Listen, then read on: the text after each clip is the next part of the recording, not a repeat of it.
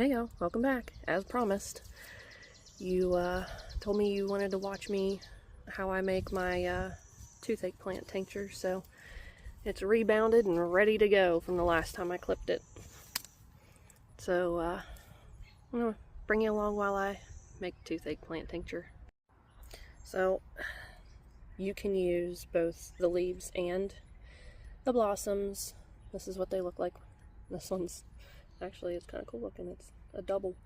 This one's also a double. But you can, I'm going to be harvesting the leaves and the blooms. But since I can only do this with both hands, I'll bring you back after I've already gathered it. Alright, so I gathered my leaves and my blooms. So you're gonna, from here, obviously something was gnawing on this. So we're going to just use the bloom off of this. And you need a clean canning jar. Go through and inspect your stems and stuff, and we're just going to create more surface area here. We're just going to chop this up so that it takes faster and you get a more precise infusion. Again, you want to make more surface area by chopping it up, and we're chopping everything. You just want to look your stuff over, make sure there's no bugs or nastiness on it, and just chop it right up and then put it in your jar. Now what I have is 100 proof. You want to, when you're doing your tinctures, you want to use 100 proof, which is 50% alcohol, 50% water. That's why you want the 100 proof. That's the highest proof that you can get in most states.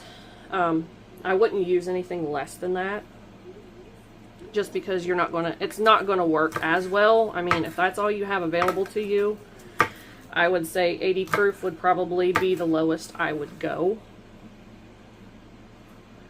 But another thing I wanted to touch on, because of my medicinal beds, I have a lot of different things in there. You want to be certain that you have everything that's in this is 100% toothache plant. Like, you don't, well, there's a little piece of grass, but yeah, that's not going to hurt anything. But I'm just saying, you don't want to have any other type of medicinal plant in with this, or any other weeds or whatever. You just want to be sure that what's in this right here is purely toothache plant.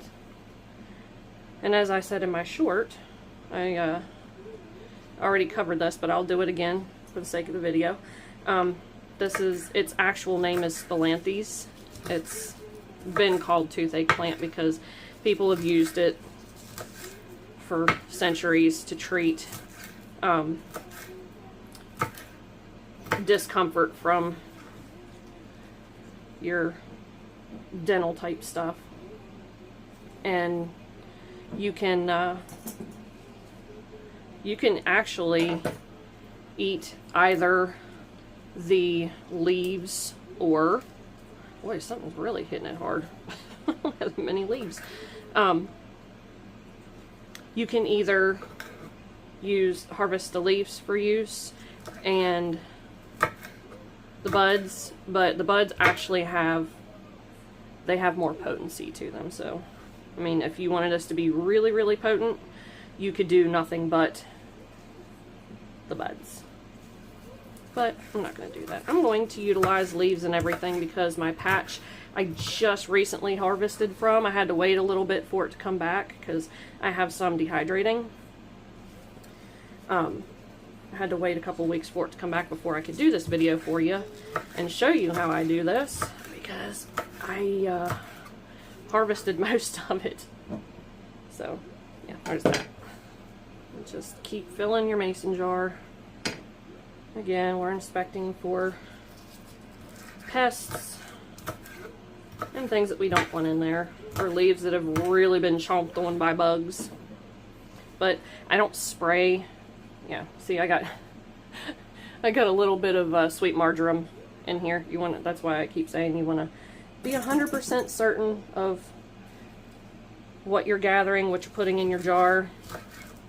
I don't know if y'all have ever used sweet marjoram. I like using them in my my cut flower arrangements. Oh, it smells so good. Yeah, if you haven't grown this before, you're missing out. It smells so good. It has like a soapy smell, like just a really fresh, clean, soapy smell, which is very lovely when you add it to a bouquet of flowers. So yeah, we're getting down to the bottom here, and the jar's almost full. Now, I mean, if you don't have enough to fill a jar, what I'm using is a pint jar. So if you don't have enough to fill your pint jar or half pint jar or whatever, not to worry. It's just not going to be as potent as it would be if it were a full jar, but it's okay. You're still making the medicine, so. And I'm going to preface this with, you know, I'm not a doctor. This is not medical advice. Consult your physician before consuming any of these things that I'm showing you, because everybody's different.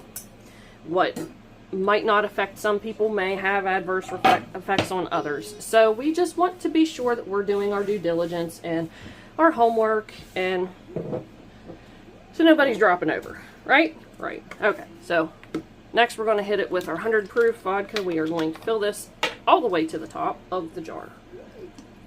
We do not want any room for air. And I mean, I don't use dried plant material for my tinctures.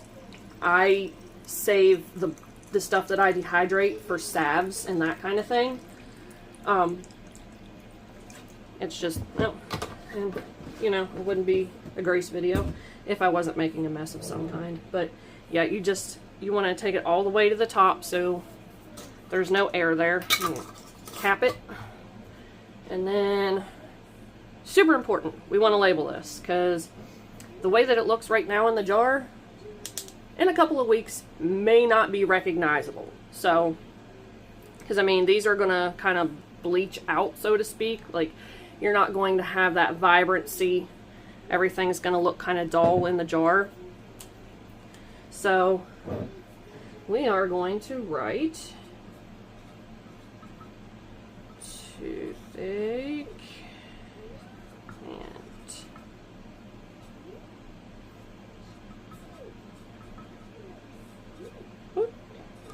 words are hard today, y'all. And I am going to put, let's see, today is the 8th.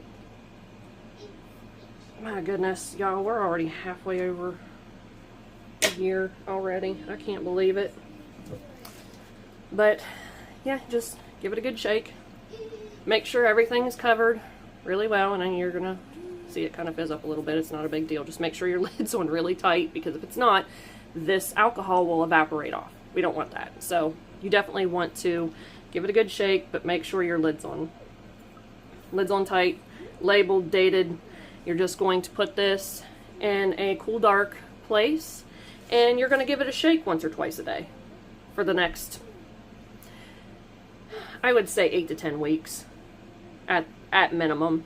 You can leave these go longer. Honestly, like I have forgotten, these have gotten shoved to the back corner of the pantry and forgotten about before. Totally fine, because again, it's alcohol. It's going to preserve whatever the alcohol is covering. Just again, make sure that your lid's not, it has to be airtight. It cannot, because it'll evaporate off. It has to be airtight. So just keep that in mind. But yeah, that's all there is to it.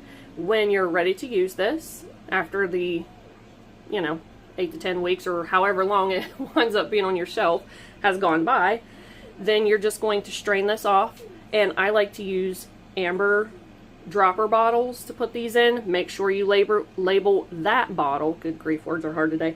Label that bottle with the date that you strained it off. And you just you want to start with a drop, just to see if you're going to have any kind of reaction to it, and go from there. Like when you're having a toothache, or, you know, again, ask your doctor if you've had any kind of dental work or anything recently. You want to be sure that you're being safe. But this is super easy to do. Y'all can do this. Yeah, just start with a drop and then work your way up from there. And if you want to see a non-alcoholic version of making tinctures, drop it down in the comments. Let me know what y'all want to see. Till next time, y'all. Take care.